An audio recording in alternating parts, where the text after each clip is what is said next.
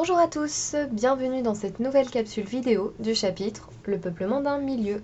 Aujourd'hui, le petit bonhomme vous indique qu'il s'agit d'une capsule de méthode et justement, aujourd'hui nous allons apprendre à disséquer un bourgeon. Pour rappel, c'est au début du printemps que l'on voit les bourgeons apparaître sur les branches des arbres.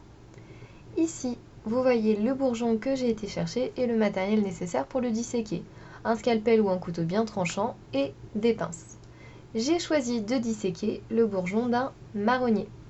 Pour rappel, les fruits du marronnier ne sont pas comestibles contrairement aux fruits du châtaignier. Si on regarde ce bourgeon d'un petit peu plus près, on voit qu'à son extrémité, il est entouré d'écailles protectrices et qu'il est situé au bout d'une tige. Donc maintenant, avant même de le disséquer, on va faire deux petites expériences. Première petite expérience, appliquer un bout de coton sur les écailles protectrices. Et voici ce qu'on observe. Donc pour pas que ça nous gêne par la suite, on va l'enlever. Et deuxième petite expérience, deuxième chose qu'on va tester, mettre une goutte d'eau sur ce bourgeon. Donc vous ne le voyez peut-être pas bien, mais l'eau ne rentre pas dans le bourgeon. Donc pour le disséquer, on va utiliser un scalpel. Attention, c'est très coupant, donc on ne met pas ses doigts dans la trajectoire. Première chose, je vous demande de séparer le bourgeon de la tige. Donc on n'hésite pas à appuyer tout en faisant attention, parce que c'est un petit peu difficile. Ensuite, pour voir comment c'est fait à l'intérieur du bourgeon, on va devoir le couper en deux. À nouveau, on fait attention à ses doigts, donc on utilise une pince.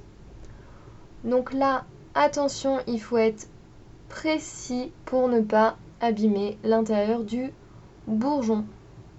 Donc voilà ce qu'on obtient une fois qu'on a séparé le bourgeon en deux. Et c'est justement ce qu'on va regarder à présent. Donc si vous regardez bien la petite moitié de droite, on voit du blanc, des fibres blanches.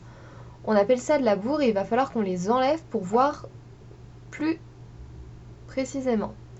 Donc c'est un travail un petit peu long et compliqué car il ne faut rien abîmer. Une fois que tout ça est fait, voilà ce qu'on obtient. Donc on voit que le bourgeon est constitué d'écailles brunes que l'on a vues de l'extérieur, d'écailles vertes plus à l'intérieur, d'un reste de bourre si on n'a pas réussi à tout enlever, et à l'intérieur, bien protégé, on voit de jeunes feuilles.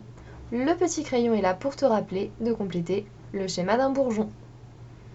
Enfin, si on sépare les écailles des jeunes feuilles, on peut observer plus facilement les jeunes feuilles.